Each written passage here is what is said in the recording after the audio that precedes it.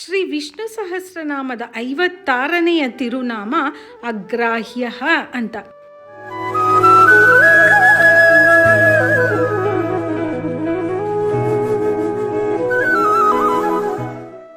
ಅಗ್ರಾಹ್ಯ ಶಾಶ್ವತ ಕೃಷ್ಣೋ ಲೋಹಿತಾಕ್ಷ ಪ್ರತರ್ದನಃ ಪ್ರಭೂತಸ್ತ್ರಿಕ ಕುಬ್ಧಾಮ ಪವಿತ್ರಂ ಮಂಗಲಂ ಪರಂ ಅನ್ನುವ ವಿಷ್ಣು ಸಹಸ್ರನಾಮದ ಈ ಶ್ಲೋಕ ನಿಮಗೆಲ್ಲ ತಿಳಿದೇ ಇದೆ. ಈ ಶ್ಲೋಕದ ಮೊದಲನೆಯ ತಿರುನಾಮ ಅಗ್ರಾಹ್ಯ ಅಂತ. ಶ್ರೀ ವಿಷ್ಣು ಸಹಸ್ರನಾಮದಲ್ಲಿ ಬರುವ 56ನೆಯ ತಿರುನಾಮ ಇದು.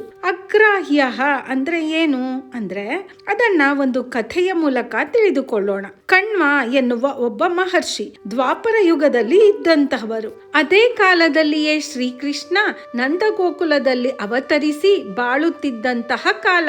ಈ ಕಣ್ವ ಮಹರ್ಷಿಗಳನ್ನು ಯಶೋದೆ ಮತ್ತು ನಂದಗೋಪ ತಮ್ಮ ಮನೆಗೆ ಬರಬೇಕು ಅಂತ ಆಹ್ವಾನಿಸುತ್ತಾರೆ. ಈ ಕಣ್ವರು ಬಂದು ಯಶೋದೆಯ ಫ್ಯಾಮಿಲಿ ಕುಲಪುರೋಹಿತರು.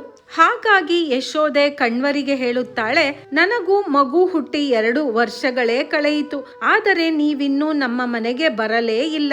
ನಮ್ಮ ಮನೆಗೆ ಬಂದು ಪೂಜೆ ಮಾಡಿ ನಮ್ಮ ಮಗುವನ್ನು ಆಶೀರ್ವದಿಸಿ ಅಂತ ಕೇಳಿಕೊಳ್ತಾಳೆ ಯಶೋದೆ. ಅವಳ ಮಾತಿನಂತೆ ಕಣ್ವರು ಕೂಡ ಇವರ ಅರಮನೆಗೆ ಬರ್ತಾರೆ. ಅವರು ಬರುವಾಗ ತಮ್ಮ ಜೊತೆ ತಾವು ಪೂಜೆ ಮಾಡುವ ಸಾಲಿಗ್ರಾಮವನ್ನು ಕೂಡ ತಂದಿರುತ್ತಾರೆ. ನಿಮ್ಮ ಮನೆಯಲ್ಲಿ ಈ ಸಾಲಿಗ್ರಾಮವನ್ನು ಇಟ್ಟು ಪೂಜೆ ಮಾಡುವುದಕ್ಕೆ ಸರಿಯಾದ ಜಾಗ ಇದ್ದರೆ ತೋರಿಸಿ ಅನ್ನುತ್ತಾರೆ ಕಣ್ವರು. ಮನೆಯನ್ನೆಲ್ಲ ಸುತ್ತಿ ತೋರಿಸುತ್ತಾನೆ ನಂದಗೋಪ. ನಿಮಗೆ ಎಲ್ಲಿ ಇಟ್ಟು ಪೂಜೆ ಮಾಡಲು ಇಷ್ಟವೋ ನೋಡಿಕೊಳ್ಳಿ ಅಂತ. ಎಷ್ಟೊಂದು ದೊಡ್ಡ ಅರಮನೆಯಾದರೂ ಕಣ್ವರಿಗೆ ತೃಪ್ತಿ ಆಗಲೇ ಇಲ್ಲ.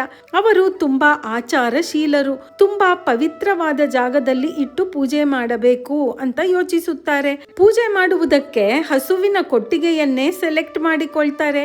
ಹಸುವಿನ ಕೊಟ್ಟಿಗೆಯಲ್ಲಿ ಭಗವಂತನನ್ನು ಇರಿಸಿ 1 ಸಲ ಪೂಜೆ ಮಾಡಿದರೆ 100 ಸಲ ಪೂಜೆ ಮಾಡಿದ ಪುಣ್ಯ ಬರುತ್ತೆ ಅಂತ. ನಾನು 1 ಸಲ ಹೇಳಿದ್ರೆ 100 ಸಲ ಹೇಳಿದಂತೆ ಅಂತ ಹೇಳ್ತಾರೆ ನೋಡಿ, ಹಾಗೆ. ಆದ್ದರಿಂದ ಹಸುವಿನ ಕೊಟ್ಟಿಗೆಯಲ್ಲಿಯೇ ನಾನು ಈ ಸಾಲಿಗ್ರಾಮವನ್ನು ಇಟ್ಟು ಪೂಜೆ ಮಾಡುತ್ತೇನೆ ಅಂತ ಹೇಳಿ ಅಲ್ಲಿ ಸಾಲಿಗ್ರಾಮವನ್ನು ಪ್ರತಿಷ್ಠಾಪಿಸಿ ಪೂಜೆಗೆ ಬೇಕಾದ ಎಲ್ಲಾ ಪರಿಕರ ಸಾಮಗ್ರಿಗಳನ್ನೆಲ್ಲ ಅಲ್ಲಿಯೇ ಇಟ್ಟು ಒಂದು ಪರದೆ ಹಾಕಿ ಪೂಜೆಯ ನಿವೇದನೆಗಾಗಿ ಎಲ್ಲವನ್ನು ಸಿದ್ಧ ಮಾಡಿಕೊಳ್ತಾರೆ ಕಣ್ವ ಋಷಿಗಳು. ಆಯ್ತು, ದೇವರ ಪೂಜೆಯನ್ನು ಕೂಡ ಮಾಡಿ ಮುಗಿಸುತ್ತಾರೆ. ಸರಿ, ಪ್ರಸಾದವನ್ನು ಭಗವಂತನ ಮುಂದೆ ಇಟ್ಟು ಮಂತ್ರಗಳನ್ನು ಹೇಳಿ, ಪರಮಾತ್ಮ ನೀನೇ ಬಂದು ಈ ಪ್ರಸಾದವನ್ನು ಸ್ವೀಕರಿಸಿ ಅನುಗ್ರಹ ಮಾಡು ಅಂತ ಪ್ರಾರ್ಥನೆ ಮಾಡಿಕೊಳ್ತಾರೆ. ಹಾಗೆ ಪ್ರಾರ್ಥನೆ ಮಾಡಿಕೊಂಡಿದ್ದೇ ತಡ ಕೃಷ್ಣ ಓಡಿ ಬಂದು ಎಲ್ಲಾ ಪ್ರಸಾದವನ್ನು ತಿಂದೇ ಬಿಟ್ಟ. ಕಣ್ವ ಮಹರ್ಷಿಗಳು ಕೋಪದಿಂದ ಕಿರುಚುತ್ತಾರೆ, ಯಶೋದೆ ಎಂತಹ ಮಗನನ್ನು ಹೆತ್ತಿದ್ದೀಯಾ ನೀನು? ಸಾಲಿಗ್ರಾಮ ಭಗವಂತನಿಗೆ ಪ್ರಸಾದ ಸಮರ್ಪಣೆ ಮಾಡುತ್ತಾ ಇದ್ದರೆ ನಿನ್ನ ಮಗ ಬಂದು ಎಲ್ಲವನ್ನೂ ತಿಂದು ಹೊರಟು ಹೋದ. ನಾನು ಈಗ ಮತ್ತೆ ಸ್ನಾನ ಮಾಡಿ ಮತ್ತೆ ಪೂಜೆ ಮಾಡಬೇಕು ಅಂತ ಹೇಳಿಕೊಂಡು ಮತ್ತೆ ಸ್ನಾನ ಮಾಡಿ ಮತ್ತೆ ಸ್ಕ್ರೀನ್ ಹಾಕಿ ಆಚಾರವಂತರಾಗಿ ಎಲ್ಲಾ ಪ್ರಸಾದವನ್ನು ರೆಡಿ ಮಾಡಿ ಮತ್ತೆ ಮೊದಲಿನಿಂದ ಪೂಜೆ ಮಾಡಿ ಮತ್ತೆ ಆ ಭಗವಂತನಿಗೆ ಪ್ರಸಾದವನ್ನು ಸಮರ್ಪಣೆ ಮಾಡುವ ಸಮಯ. ಆಗ ಯಶೋದೆಯನ್ನು ಕರೆದು ಹೇಳ್ತಾರೆ ಕಣ್ವರು, ಈ ನಿನ್ನ ಮಗ ಇದ್ದಾನಲ್ಲ, ಏನು ಅವನ ಹೆಸರು? ಕೃಷ್ಣನ. ಅವನನ್ನು ಮೊದಲು ರೂಮಿನಲ್ಲಿ ಕೂಡಿ ಹಾಕು, ದಪ್ಪದಾದ ಬೀಗ ಕೂಡ ಹಾಕು. ಆಗ ಮಾತ್ರವೇ ನಾನು ಭಗವಂತನಿಗೆ ಪ್ರಸಾದವನ್ನು ಸಮರ್ಪಿಸುವುದಕ್ಕೆ ಸಾಧ್ಯ ಅನ್ನುತ್ತಾರೆ ಕಣ್ವರು. ಯಶೋದೆ ಅವರು ಹೇಳಿದ ಹಾಗೆಯೇ ಒಂದು ಕೊಠಡಿಯಲ್ಲಿ ಕೃಷ್ಣನನ್ನು ಹಾಕಿ ಬೀಗ ಕೂಡ ಹಾಕ್ತಾಳೆ. ಈಗ ಕಣ್ವರು ಭಗವಂತನ ಮುಂದೆ ಪ್ರಸಾದ ಇಟ್ಟು ಮಂತ್ರವನ್ನೆಲ್ಲ ಹೇಳಿ ಮುಗಿಸಿ, ಭಗವಂತ ನೀನು ಈ ಪ್ರಸಾದವನ್ನು ಸ್ವೀಕರಿಸಿ ಅನುಗ್ರಹ ಮಾಡು ಅಂತಾರೆ. ಮತ್ತೆ ಕೃಷ್ಣ ಓಡಿ ಬಂದು ಪ್ರಸಾದವನ್ನೆಲ್ಲ ತಿಂದು ಮುಗಿಸಿಯೇ ಬಿಟ್ಟ. ಯಶೋದೆ, ನಾನು ನಿನಗೆ ಹೇಳಿದ್ದೇನು, ಇವನನ್ನು ಕೊಠಡಿಯಲ್ಲಿ ಹಾಕಿ ಬೀಗ ಹಾಕು ಅಂತ ಹೇಳಿದ್ದೆ ತಾನೆ? ನೋಡು, ಮತ್ತೆ ನಿನ್ನ ಮಗ ಬಂದು ಪ್ರಸಾದವನ್ನೆಲ್ಲ ತಿಂದು ಬಿಟ್ಟ. ನಿನ್ನ ಮಗ ನನಗೆ ತುಂಬಾ ತೊಂದರೆ ಕೊಡುತ್ತಾ ಇದ್ದಾನೆ. ನೀನು ಸರಿಯಾಗಿ ಬೀಗ ಹಾಕಿಲ್ಲ ಅನ್ನಿಸುತ್ತಿದೆ.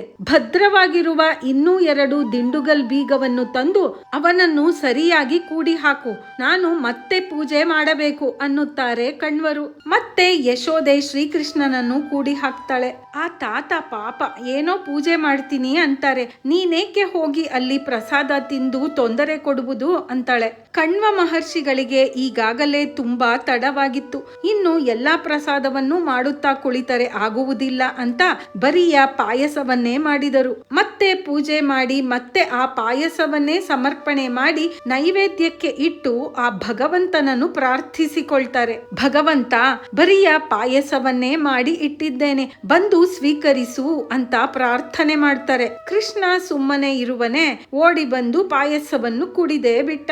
ಈಗ ಕಣ್ವರ ಕೋಪ ನೆತ್ತಿಗೆ ಏರಿತ್ತು. ಯಶೋದೆಯನ್ನು ಕರೆದು ಜೋರಾಗಿ ಹೇಳ್ತಾರೆ, ಅದೇನು ಅಂತ ಮಗನನ್ನು ಹೆತ್ತು ಬೆಳೆಸಿದ್ದೀಯೋ ಏನೋ, ಸರಿಯಾದ ತಲೆ ಹರಟೆ ಹುಡುಗ, ಬೇಡ ಅಂದಿದ್ದನ್ನೇ ಮಾಡ್ತಾನೆ. ನೀನು ಎಷ್ಟು ಬೀಗ ಹಾಕಿದ್ರೂ ಬಂದು ಬಿಡ್ತಾನೆ. ಸರಿಯಾಗಿ ದೇವರಿಗೆ ಪ್ರಸಾದ ಸಮರ್ಪಿಸುವ ವೇಳೆಗೆ ಬಂದು ಎಲ್ಲವನ್ನೂ ತಿಂದು ಹೋಗ್ತಾನೆ.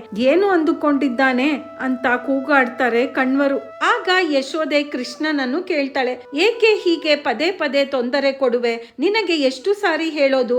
ಅವರು ಪಾಪ ಪೂಜೆ ಮಾಡಿ ಭಗವಂತನಿಗೆ ಪ್ರಸಾದ ಸಮರ್ಪಣೆ ಮಾಡಬೇಕು ಅಂತಾರೆ. ನಿನಗೆ ಎಷ್ಟು ಸಾರಿ ಹೇಳಿದರೂ ಅರ್ಥ ಆಗುವುದೇ ಇಲ್ಲವೇ? ನೀನು ಏಕೆ ಹೋಗಿ ಆ ಪ್ರಸಾದವನ್ನು ತಿನ್ನುವುದು ಅಂತ ಬೈತಾಳೆ ಯಶೋದೆ. ನಾನು ಅವರ ಹತ್ತಿರ ಹೋಗಲೇಬಾರದು ಅಂತ ಕುಳಿತೇ ಇರ್ತೇನೆ, ಆದರೆ ಮಂತ್ರವನ್ನು ಹೇಳಿ ಹೇಳಿ ಪದೇ ಪದೇ ನನ್ನನ್ನು ಬಾ ಬಾ ಅಂತ ಕರೆಯುತ್ತಲೇ ಇರುತ್ತಾರೆ. ನಾನೇನು ಮಾಡಲಿ ಅನ್ನುತ್ತಾನೆ ಕೃಷ್ಣ. ಅದಕ್ಕೆ ಕಣ್ವ ಮಹರ್ಷಿಗಳು, ನಾನು ನಿನ್ನನ್ನು ಎಲ್ಲೋ ಕರೆದೆ, ನಾನು ಕರೆದದ್ದು ಆ ಭಗವಂತನನ್ನು. ಆ ಭಗವಂತನನ್ನು ಕರೆದರೆ ನೀನೇಕೆ ಓಡಿ ಬಂದು ಎಲ್ಲವನ್ನೂ ತಿನ್ನುವುದು ಅಂತ ಬೈತಾರೆ. ಇಲ್ಲ ಇಲ್ಲ, ನೀವು ಮಂತ್ರ ಹೇಳಿ ಹೇಳಿ ನನ್ನನ್ನೇ ಕರೆದದ್ದು ಅಂತ ಹೇಳಿ ತಾನು ಕುಡಿದ ಪಾಯಸವನ್ನು ಕಣ್ವರ ಮುಖಕ್ಕೆ ಉಗುಳಿದ ಕೃಷ್ಣ. ಆ ಪಾಯಸ ಕಣ್ವರ ಮುಖಕ್ಕೆ ತಾಗಿದ ತಕ್ಷಣ ಅವರಿಗೆ ನಾರಾಯಣನ ಅವತಾರದ ದರ್ಶನ ಭಾಗ್ಯ ಸಿಕ್ಕಿತು. 4 ಕರಗಳಿಂದ ಶಂಖ ಚಕ್ರಗಳಿಂದ ನಾರಾಯಣನಾಗಿ ದರ್ಶನ ಕೊಟ್ಟ ಆ ಭಗವಂತ. ಆಗ ಅವರಿಗೆ ಅರ್ಥವಾಗಿ ಹೋಯಿತು. ಪ್ರಸಾದವನ್ನು ಭಗವಂತನಿಗೆ ಸಮರ್ಪಿಸುವಾಗ ಏನಂತ ಪ್ರಾರ್ಥನೆ ಮಾಡ್ತೇವೆ? ಭಗವಂತ, ನೈವೇದ್ಯಕ್ಕಾಗಿ ಇಟ್ಟಿರುವ ತಿನಿಸುಗಳನ್ನು ನೀನು ಮೊದಲು ತಿಂದು ಪ್ರಸಾದವಾಗಿ ನಮಗೆ ಕರುಣಿಸು ಅಂತ ತಾನೆ. ಆ ಭಗವಂತನೇ ಇಲ್ಲಿ ಕೃಷ್ಣನಾಗಿ ಬಂದಿದ್ದಾನೆ. ನನ್ನ ಪ್ರಾರ್ಥನೆಯಿಂದ ಬಂದು ಪ್ರಸಾದವನ್ನು ಸ್ವೀಕರಿಸಿದ್ದಾನೆ ಅಂತ ಆಗ ಅರ್ಥ ಆಯಿತು ಕಣ್ವರಿಗೆ. ಅವನ ಕರುಣೆಯನ್ನು ಅರ್ಥ ಮಾಡಿಕೊಂಡು ಆ ಭಗವಂತನ ಭಕ್ತನಾಗಿ ಭಾವಪರವಶರಾದರು ಕಣ್ವರು ಅನ್ನುವುದು ಚರಿತ್ರೆ. ಗ್ರಾಹ್ಯ ಅಂದರೆ ಅರ್ಥ ಮಾಡಿಕೊಳ್ಳುವುದು, ತಿಳಿಯುವುದು ಅಂತ. ಗ್ರಾಹ್ಯಂ ಅಂದರೆ ಈ ವಿಷಯ ನನಗೆ ಅರ್ಥವಾಯಿತು ಅಂತ, ಅಂದ್ರೆ ದಿಸ್ ಸಬ್ಜೆಕ್ಟ್ ಈಸ್ ಗ್ರಾಹ್ಯಂ ಫಾರ್ ಮೀ ಅಂತ. ಅಗ್ರಾಹ್ಯ ಅಂದರೆ ತಿಳಿಯುವುದಕ್ಕೆ ಸಾಧ್ಯವಿಲ್ಲ, ಅಸಾಧ್ಯ ಅಂತ. ಅಷ್ಟು ದೊಡ್ಡ ಕಣ್ವ ಮಹರ್ಷಿಗಳಿಗೆ ಕೃಷ್ಣನನ್ನು ಅರ್ಥ ಮಾಡಿಕೊಳ್ಳಲು ಆಗಲಿಲ್ಲವಲ್ಲ. ಕೊನೆಗೆ ಕೃಷ್ಣನೇ ಆ ಪ್ರಸಾದವನ್ನು ಉಗಿದ ಮೇಲೆ ಕಣ್ವರಿಗೆ ಅದು ಆ ಪರಮಾತ್ಮ ಶ್ರೀಮನ್ನಾರಾಯಣನೇ ಅಂತ ತಿಳಿಯಿತು. ಹಾಗಾಗಿ ನಮ್ಮ ಮನಸ್ಸಿನಿಂದ, ನಮ್ಮ ಪ್ರಯತ್ನದಿಂದ ಆ ಭಗವಂತನನ್ನು ತಿಳಿದುಕೊಳ್ಳುವುದಕ್ಕೆ ಆಗುವುದೇ ಇಲ್ಲ. ಅವನಾಗಿಯೇ ಮನಸ್ಸಿಟ್ಟು ಅನುಗ್ರಹ ಮಾಡಿದರೆ ಮಾತ್ರ ಅವನನ್ನು ನಾವು ಅರ್ಥ ಮಾಡಿಕೊಳ್ಳಲು ಸಾಧ್ಯ. ಇಲ್ಲದಿದ್ದರೆ ಅವನನ್ನು ನಾವು ಅರ್ಥ ಮಾಡಿಕೊಳ್ಳಲು ಸಾಧ್ಯವೇ ಇಲ್ಲ. ಆ ಮಾಯಗಾರ ಅವನಾಗಿಯೇ ಮನಸ್ಸು ಮಾಡಿ ನಮಗೆ ಅರಿವನ್ನು ಕೊಡಬೇಕು. ನಾವು ಕೂಡ ಅಗ್ರಾಹ್ಯಾಯ ನಮಃ ಅಂತ ಹೇಳುತ್ತಾ ಬಂದರೆ ನಾವು ಎಷ್ಟೋ ವಿಷಯಗಳನ್ನು ಕೇಳಿ ಅಥವಾ ಓದಿ ತಿಳಿದುಕೊಳ್ಳುವ ಪ್ರಯತ್ನವನ್ನು ಮಾಡಿದಾಗ ಎಲ್ಲವೂ ಚೆನ್ನಾಗಿ ಅರ್ಥ ಆಗುವಂತೆ ಆ ಭಗವಂತ ನಮಗೆ ಕರುಣಿಸುತ್ತಾನೆ. ಮುಂದಿನದು ಶಾಶ್ವತಃ ಅಂತ. ಭೃಗು ಮಹರ್ಷಿಗಳಿಗೆ ಒಂದು ಆಸೆ, ಮಹಾಲಕ್ಷ್ಮಿಯನ್ನೇ ತನ್ನ ಮಗಳಾಗಿ ಪಡೆಯಬೇಕು. ಅಷ್ಟೇ ಸಾಲದು, ಆ ಭಗವಂತನನ್ನೇ ತನ್ನ ಅಳಿಯನನ್ನಾಗಿ ಮಾಡಿಕೊಳ್ಳಬೇಕು ಅನ್ನುವ ಮಹದಾಸೆ ಭೃಗು ಮಹರ್ಷಿಗಳಿಗೆ. ಮುಂದೆ ಏನಾಗುತ್ತೆ ಅಂತ ಮುಂದಿನ ತಿರುನಾಮದಲ್ಲಿ ತಿಳಿದುಕೊಳ್ಳೋಣ ಕೇಳುಗರೆ. ಈ ಕಥೆ ನಿಮಗೆ ಇಷ್ಟವಾಗಿದ್ರೆ ಲೈಕ್ ಮಾಡಿ, ಶೇರ್ ಮಾಡಿ ಹಾಗೂ ನಿಮ್ಮ ಅಭಿಪ್ರಾಯವನ್ನು ಕೂಡ ತಿಳಿಸಿ. ಅಗ್ರಾಹ್ಯಾಯ ನಮಃ ಅಂತ ಕೂಡ ಕಮೆಂಟ್ ಮಾಡಿ ಕೇಳುಗರೆ. ನೀವಿನ್ನೂ ನಮ್ಮ ಚಾನೆಲ್ ನ ಸಬ್ಸ್ಕ್ರೈಬ್ ಮಾಡ್ಕೊಂಡಿಲ್ಲ ಅಂದ್ರೆ ಸಬ್ಸ್ಕ್ರೈಬ್ ಮಾಡ್ಕೊಂಡು ಬೆಲ್ ಬಟನ್ ಕೂಡ ಒತ್ತಿ. ಆಗ ನಮ್ಮ ಕಥೆಯ ನೋಟಿಫಿಕೇಶನ್ ನಿಮಗೆ ಬರುತ್ತೆ. ಆಗ ನಮ್ಮ ಯಾವುದೇ ವಿಡಿಯೋಗಳು ನಿಮಗೆ ಮಿಸ್ ಆಗೋದೇ ಇಲ್ಲ. ಅಗ್ರಾಹ್ಯಾಯ ನಮಃ. ಸರ್ವೇ ಜನಾಃ ಸುಖಿನೋ ಭವಂತು.